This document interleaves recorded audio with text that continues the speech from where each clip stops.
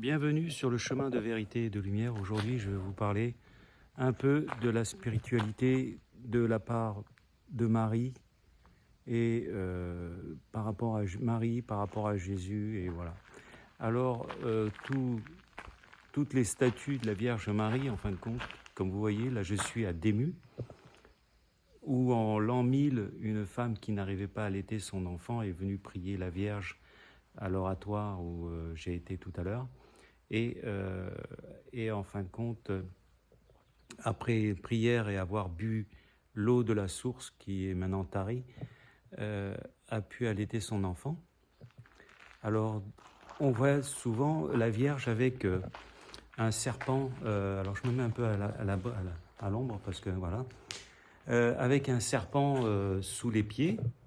Alors, les catholiques, du moins les chrétiens, disent que elle... Voilà, j'essaie de prendre la statue en même temps. Voilà. Alors, les chrétiens disent que la Vierge écrase la tête du serpent. Et en fin de compte, elle n'écrase pas la tête du serpent parce qu'on voit bien le serpent qui ouvre la bouche. Et automatiquement, moi je pense plutôt à ce truc qui est en nous, qui est ce fameux moi égoïste et moi divin. Le cœur qui est le moi égoïste, le moi divin, et la tête, tout ce qui est la pensée, tout ce qui est raisonnement, et le moi égoïste. Et en fin de compte, la Vierge nous montre qu'il faut aussi maîtriser son moi égoïste. Et c'est ce que je pense, elle nous montre quand elle met le pied sur, pas sur la tête, elle n'écrase pas la tête du serpent, mais elle tient le serpent derrière sa tête, en fin de compte, avec son pied. Ce qu'on fait exactement, généralement, quand on veut attraper un serpent, on l'attrape derrière la tête pour le bloquer. Ce qui lui permet aussi, quand vous attrapez un serpent derrière la tête, il ouvre la bouche, il peut ouvrir la bouche, mais par contre, il ne peut pas se retourner, il ne peut rien faire, il est bloqué. Et moi, je pense que la Vierge nous montre qu'il faut vraiment, réellement, s'occuper de maîtriser, en fin de compte, ce moi égoïste. Parce que ce moi égoïste est là, c'est lui qui nous perturbe, qui nous fait faire des conneries, et parce que nous ne sommes pas avec Dieu, nous ne passons pas par Dieu. Car Dieu, en fin de compte, c'est le ressenti du cœur. Alors quand nous faisons les choses avec le cœur, quand nous disons ou nous parlons, je veux dire, tout ce qui est fait par le cœur, eh bien, automatiquement, c'est Dieu à travers nous qui s'exprime. Et Jésus est venu nous expliquer tout ça en disant de nous libérer de ce moi égoïste. Et c'est pour ça qu'il est venu nous apprendre ça. Il n'est pas venu prendre nos péchés. Il a la capacité de les prendre, mais aussi il a voulu nous faire comprendre qu'on peut s'en sortir. Exactement comme, par exemple, quand il guérissait les personnes aveugles, paralysées, décédées, tout ça, il disait, ce que moi je fais, vous pourrez le faire à des choses encore plus grandes que ça. Alors ça veut bien dire en fin de compte que Jésus nous a expliqué comment il fallait faire pour arriver à cette possibilité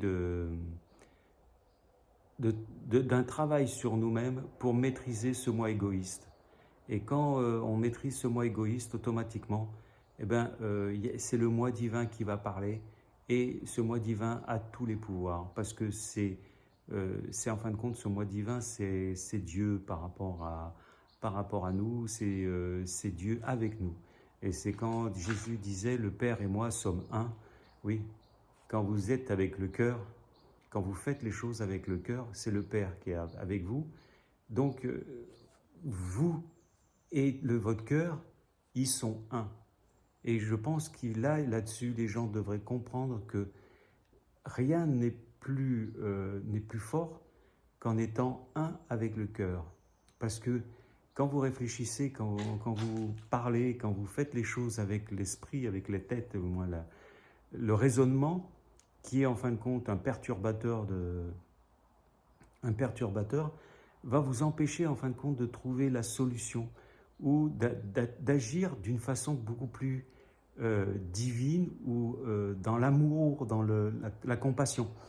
Et c'est ça que Jésus a voulu nous expliquer. Il ne voulait pas nous prendre nos péchés, il vient pas ici pour dire, bah, attendez, venez, je vais me sacrifier, je vais me faire clouer sur la croix pour prendre vos péchés, comme ça, puis quand je reviendrai, on recommencera.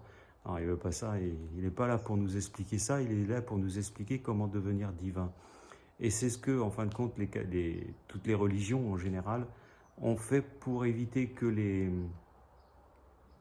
êtres humains trouvent leur divinité. Et ça, je trouve que c'est un peu détestable de leur part.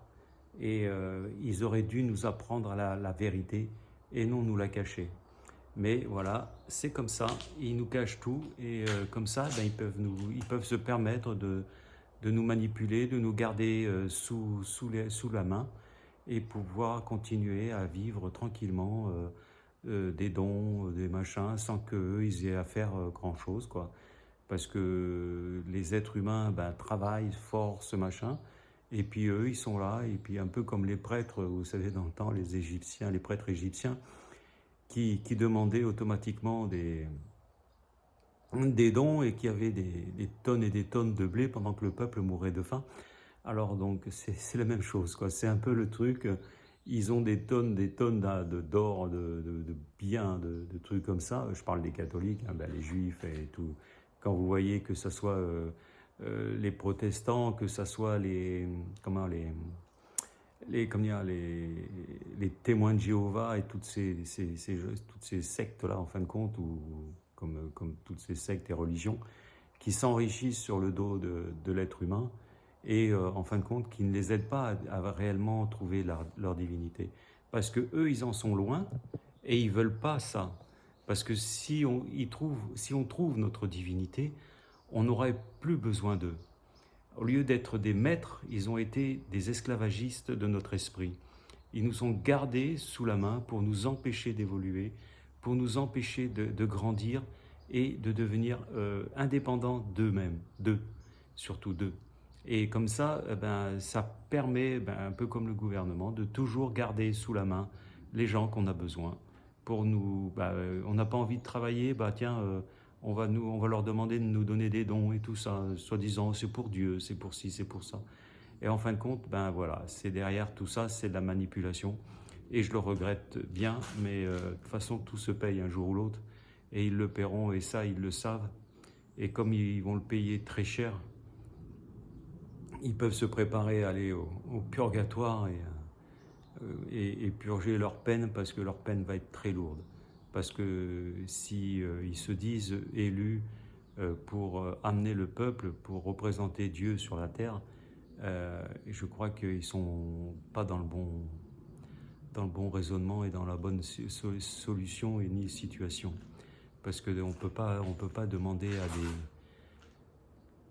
à des maîtres de ne pas instruire correctement les êtres humains pour leur permettre en fin de compte de pouvoir se libérer de tous les stress et de tout ce qui est en fin de compte négatif. Parce que la maladie, tout ce qui est négatif, toutes ces choses-là ne viennent pas de Dieu. Elles viennent de notre moi égoïste qui en permanence essaye de nous manipuler, lui aussi, pour essayer de se machiner. Et c'est pareil quand vous voyez par exemple Saint Michel qui maîtrise le dragon. Alors donc c'est le dragon à 7 têtes ou c'est Satan, machin. Moi je pense plutôt qu'en fin de compte ce dragon, Saint Michel, est l'archange, le guerrier principal.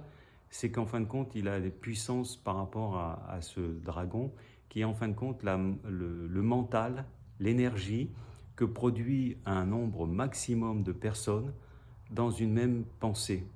C'est-à-dire que si vous pensez par exemple à quelque chose, à la guerre, ces personnes-là qui pensent à la guerre vont se multiplier et les pensées de guerre multipliées par le nombre de personnes dans le monde fait qu'en fin de compte, le fameux dragon mondial, en fin de compte, c'est la pensée mondiale des gens, des êtres humains, qui fait que on a en fin de compte cette possibilité d'avoir ce fameux dragon qui est très puissant, en sachant une chose, c'est que Dieu est tout-puissant.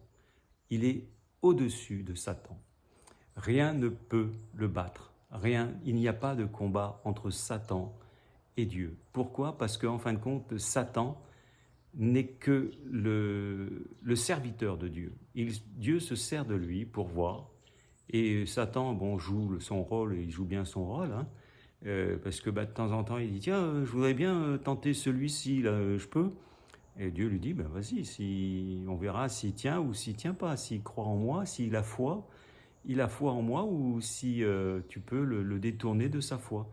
Et c'est ce qu'il a fait avec Job, et comme avec Job, il n'avait pas réussi, alors automatiquement, il a perdu, et Dieu lui a dit, et lui avait ordonné, tu fais tout ce que tu veux sur lui, mais tu ne le tues pas. Alors, vous voyez bien qu'en fin de compte, Dieu est tout-puissant, parce qu'il ordonne à Satan de ne pas le tuer. Pourquoi? Parce que Dieu sait ce qu'il peut faire et à recréer en fin de compte. Et quand vous regardez l'histoire de Job, une fois que Satan s'est aperçu que Job était en permanence avec Dieu, il ne se détournait pas de la face de Dieu. Il restait avec lui et en permanence, Dieu lui a redonné tout ce que Satan lui avait enlevé avant. Donc vous voyez bien qu'en fin de compte, Dieu est tout-puissant et que Satan n'est pas un esclave, un serviteur de Dieu pour voir en fin de compte où en est l'être humain dans sa foi, dans sa croyance en cette énergie d'amour qu'il peut développer par la suite. Et ça, je pense que les gens devraient y penser un peu plus souvent. À lire des textes, je vois souvent des gens lire des textes. Je me pose des questions, est-ce qu'ils comprennent ce qu'ils lisent? Est-ce qu'ils essayent de comprendre ce qu'il y a derrière chaque texte? Parce que derrière, c'est pas des mots, mais c'est la façon de le dire, l'explication de ces choses-là. Et les gens devraient comprendre qu'en fin de compte,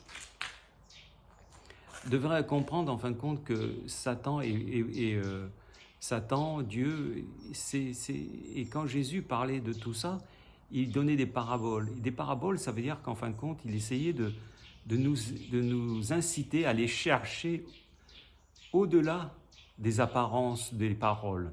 Au-delà des apparences des paroles pour aller encore plus loin, pour prendre l'habitude de se conformer, de se confirmer en fin de compte par rapport à cette présence divine qu'on a en nous, et surtout de voir que cherche et tu trouveras. Et ça, à chaque fois, ça a été dit plusieurs fois dans les textes bibliques ou quoi que ce soit.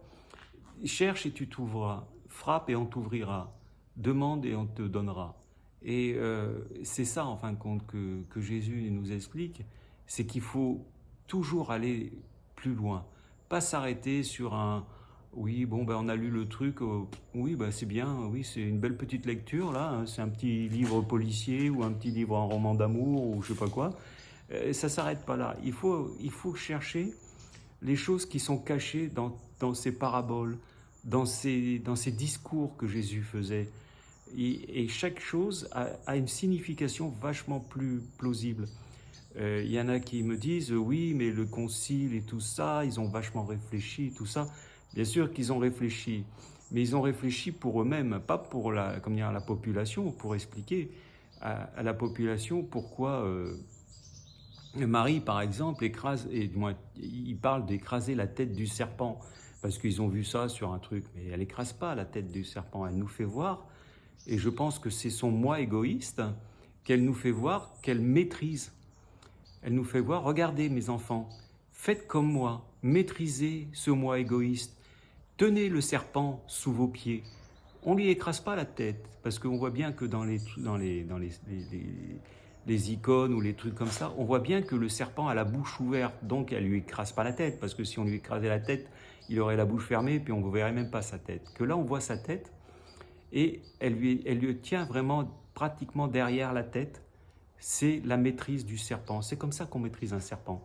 Et bon, beaucoup le savent, qu'en prenant les serpents comme ça, et voilà. Donc Marie nous explique bien, maîtriser, regardez mes enfants, voici ce que je fais avec mon moi égoïste, je le maîtrise, faites comme moi, faites-le, ne vous abandonnez pas à le laisser divaguer, parler, faire les choses et tout ça. Revenez vers Dieu qui est le cœur. Quand vous ressentez les vibrations du cœur, quand vous faites, quand vous dites, quand vous pensez, automatiquement c'est Dieu qui parle à travers vous. Et c'est ça qu'il faut comprendre. Et c'est ça qu'il faut arriver à comprendre. Maîtriser ce serpent, cet ego que nous avons en nous. Il n'y a pas de démon. Le seul démon, c'est nous-mêmes, qui nous laissons détourner par rapport à ces paroles. Exactement, c'est par exemple les discours des présidents, des hommes politiques. Ils parlent, ils vous embrouillent, à la fin vous ne savez plus où vous en êtes. Et puis vous dites, oui, il a raison. Parce qu'en fin de compte, il a tellement parlé que vous n'avez pas compris ni le début. Et comme vous essayez de comprendre au milieu ce qui se passe, et puis en fin de compte, vous n'écoutez pas la fin. Et en fin de compte, derrière tout ça, vous avez tout perdu. Et vous ne savez plus où vous en êtes. Et ça, c'est le discours politique, en fin de compte, le discours du serpent.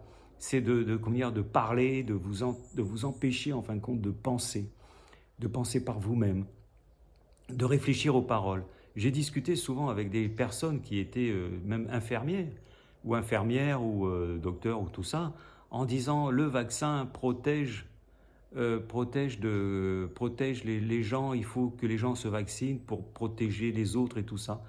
Mais il n'y a pas de protection pour les autres. Le vaccin n'est pas fait pour protéger les autres, il est fait pour seulement avoir la possibilité de ne pas avoir cette infection pour soi-même, mais pas pour les autres. Car vous pouvez avoir le virus en étant vacciné et le transmettre aux autres. Et si les gens sont plus fragiles, ils vont attraper le virus et en mourir peut-être. Mais vous comprenez que ce vaccin n'est pas fait pour tuer le virus, il est juste pour empêcher la maladie grave de vous atteindre. Mais que vous. Si vous êtes piqué, il n'y a que vous qui protège. Il ne protège pas les autres. Parce que si vous avez le virus, si vous attrapez le virus, vous aurez le virus. Et vous pourrez le passer à d'autres. Et si les gens sont fragiles, même s'ils ont été vaccinés, même s'ils n'ont pas été vaccinés, s'ils sont fragiles, ils vont être malades et ils risquent de mourir. Donc il faut comprendre les choses. Il faut écouter quand les gens parlent de ce système de vaccin et tout ça. En fin de compte, c'est la façon qu'ils parlent, en fin de compte, à force de vous bourriner le crâne avec leurs paroles, en fin de compte, vous ne savez plus où vous en êtes. Et à la fin, vous dites, oui, ça doit te protéger, hein, ça doit nous protéger, ça va nous sauver. Mais ça ne sauve pas. Ça empêche juste la maladie grave. Et le seul problème qu'il y a dans ces trucs-là, c'est que les gens mangent tellement mal, les gens font les choses tellement mal, qu'en fin de compte, ils s'affaiblissent énergétiquement. Ça veut dire que quand vous avez un corps qui est faible, ou une énergie qui est faible, quand je parle d'énergie, attention, je parle d'une énergie. Ça veut dire que quand vous pensez, quand vous êtes négatif, quand vous êtes assujetti à des remords, des doutes, toutes ces choses-là, en fin de compte, vous affaiblissez votre système immunitaire et votre système intellectuel et tous ces systèmes qu'il y a en vous. Hein, et vous craignez les choses. Et la nourriture est la même chose. Ça veut dire que vous mangez des choses qui sont tellement dénaturées. Moi, on mange, parce que moi aussi, je fais des conneries aussi. Mais on mange des fois des conneries tellement dénaturées qu'en fin de compte, on n'a plus cette protection et cette possibilité que notre corps réagisse. Ce qu'il nous faut, en fin de compte, pour notre corps, ce n'est pas des protéines. Ce n'est pas du fer que les vaches ont ou de la vitamine B12. C'est toutes les vitamines. Et les vitamines, vous pouvez les avoir dans les fruits et les légumes qui sont bio. Et qui sont généralement, par exemple, en jus, où vous avez moins de fibres, qui permet à votre système digestif de se reposer quand vous mangez beaucoup trop de la viande ou d'autres trucs, ou beaucoup de choses. Et voilà, donc il faut bien comprendre le système le système de protection, en fin de compte. Et ce système, il n'y a que les vitamines et les minéraux que vous pourrez absorber naturellement par des fruits et des légumes qui pourront vous aider à empêcher votre corps d'être affaibli. Et automatiquement que le système immunitaire pourra se mettre en route automatiquement. Mais si vous mettez dans un tuyau propre, vous mettez de la boue, vous mettez des trucs comme ça, de la merde, hein, eh ben, vous verrez qu'à un moment, ben, ça va se boucher si ça ne se machine pas. Si vous mettez de l'eau propre en permanence, le système ne peut pas se boucher. Donc c'est la même chose. Quand vous mettez des choses propres dans votre corps, ben, rien ne peut se boucher. Si vous mettez des choses négatives, que ce soit par la nourriture, que ce soit par la pensée, la parole et les choses comme ça, eh bien, automatiquement, vous bouchez vos systèmes énergétiques et tous les systèmes qu'il peut y avoir dans votre corps qui permettent en fin de compte une bonne régulation de notre nourriture, des dispositions que nous pouvons avoir, ben, automatiquement, nous avons des faiblesses. Et ces faiblesses, elles se portent sur notre corps et notre système immunitaire. Et c'est pour ça qu'on a souvent des problèmes. Il y a un grand maître qui disait, alors je ne sais pas si c'est en Chine ou en Inde, qui buvait du poison à forte dose. Et il faisait voir qu'en fin de compte, même en buvant du poison, eh ben, il ne mourait pas. Parce qu'en fin de compte, son corps arrivait à gérer ce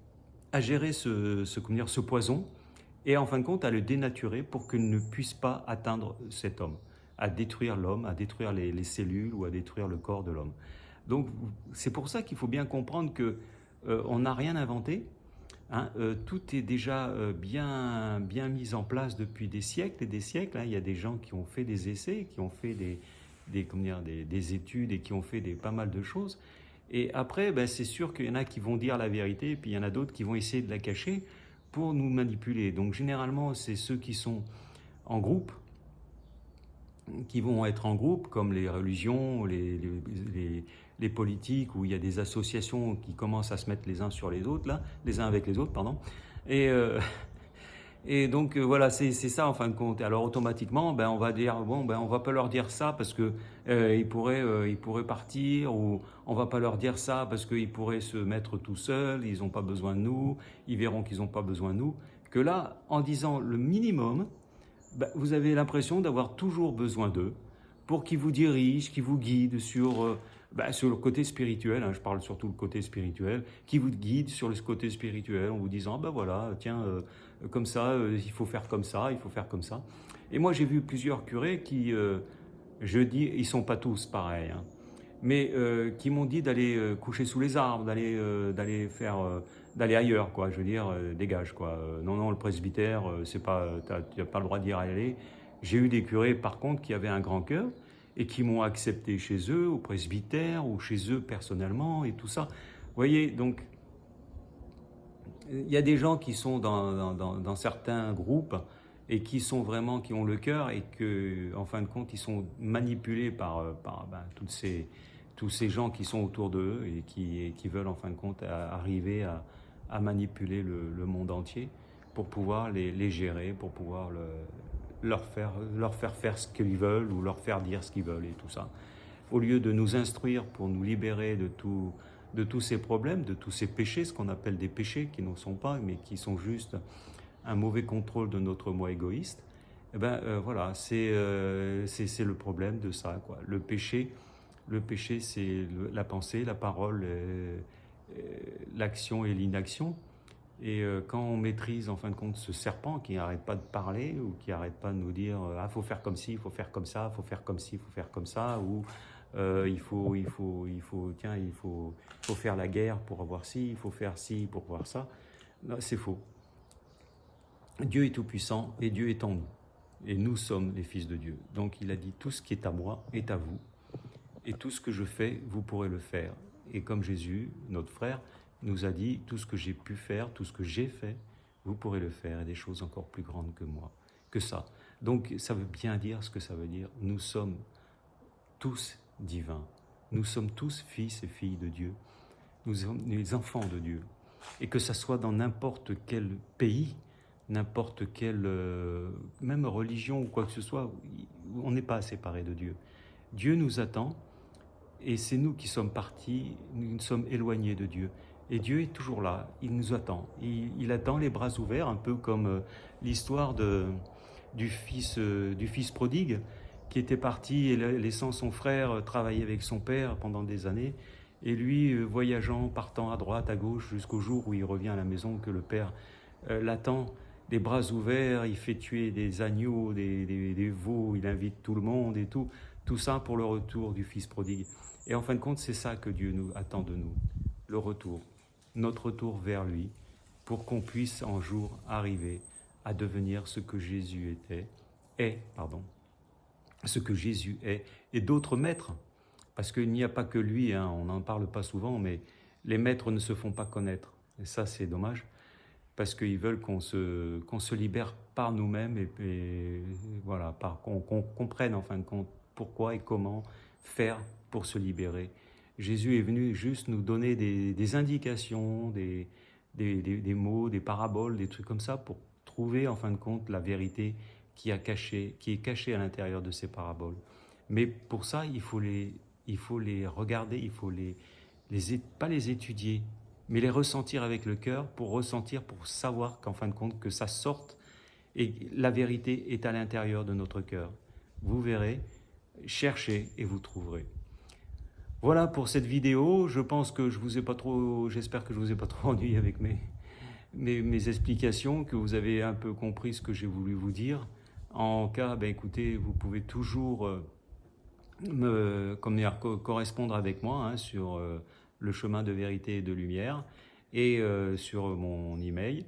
J'ai aussi une cagnotte en ligne. Alors écoutez, ça serait bien si vous pouviez m'envoyer de l'argent sur cette cagnotte, parce que franchement, il fait très chaud et l'argent fond à grande vitesse, malgré le peu de choses que je peux manger, ou que j'essaye de dormir le moins cher possible, ou pas du tout, essayer de dormir chez l'habitant ou dans les presbytères, les trucs comme ça. Mais là, voilà, quoi, c'est vrai que j'avais pas beaucoup d'argent, et ça commence à diminuer pas mal. Donc je vous remercie pour tout ce que vous me faites. Je remercie aussi tous ceux qui m'ont aidé sur le chemin, que ce soit ceux qui m'ont aidé matériellement en me recevant chez eux, en me faisant manger avec eux, dans leur famille et tout ça. Et je remercie tous ces gens-là qui ont un grand cœur et qui sont vraiment très pas chrétiens, je dirais, mais très près de Dieu, et qui ont le cœur de Dieu en eux. Et voilà pour ça, et je remercie tous ceux qui m'ont aidé financièrement aussi, parce qu'il y en a quelques-uns qui m'ont aidé, et ça a été superbe. Il y a des gens voilà, c'est formidable de pouvoir voir qu'en fin de compte, il y a des gens qui sont encore dans l'esprit de Dieu et qui donnent sans attendre de recevoir. Et voilà, je vous remercie pour tout ça, et je vous remercie parce que c'est une expérience pour moi qui est intéressante, parce que non seulement je fais en fin de compte un chemin de croix, parce que je porte quand même 25 kilos à peu près, je fais 30, 40, voire 50 km par jour, et c'est des fois très dur, mais bon, je souffre, mais ça fait rien. J'ai eu pas mal de petits problèmes physiques, et du moins pas mal, pas trop non plus, parce que bon... Et je vous expliquerai ça dans une vidéo une autre fois, parce que j'ai pas fait les calculs des kilomètres où j'ai pu souffrir avec un ongle incarné entre Gap et Saint-Étienne, qui a fait quand même pas mal de kilomètres avant de trouver un podologue pour pouvoir m'enlever cet ongle incarné. Donc j'ai quand même beaucoup souffert, et je souffre encore. Et voilà, c'est mon chemin de pénitence. Donc voilà, si vous voulez m'aider encore, eh bien, écoutez, je suis heureux et je suis heureux que vous puissiez m'aider. Je suis content de voir qu'il y a des gens qui ont des cœurs ouverts à cette souffrance et à cette volonté de vouloir comprendre et de vouloir aller encore plus loin pour comprendre ce chemin que je suis en train de faire. car je pense que Marie ou je ne sais pas qui m'a envoyé sur ce chemin, et que derrière tout ça, ils veulent faire comprendre quelque chose. Alors je ne sais pas pourquoi, je ne sais pas encore, et j'ai pas eu la solution de toutes ces choses-là, mais je le saurai un jour. Hein. J'ai encore 6 mois de pèlerinage. Alors voilà, quoi. Je suis avec vous et je prie beaucoup pour vous, pour tous ceux qui m'ont aidé ou même ceux qui m'ont refusé, hein, parce que je crois qu'ils auront besoin de nos prières pour quand ils verront Dieu, car Dieu leur dira, je vous ai envoyé mon fils et vous ne l'avez pas reçu. Il avait faim et vous ne l'avez pas nourri. Il était fatigué et vous ne l'avez pas gardé pour dormir. Alors ça, il va falloir qu'il s'explique devant Dieu directement. Je pense que pour des prêtres, ça va être dur, hein, parce que eux qui prêchent en permanence l'amour de son prochain et le don, donc ça va être dur. Bon, je pense que j'en ai assez dit pour aujourd'hui. Je vais publier ça. Voilà. Bon courage et à bientôt. Et puis on continue le chemin. À bientôt. Au revoir.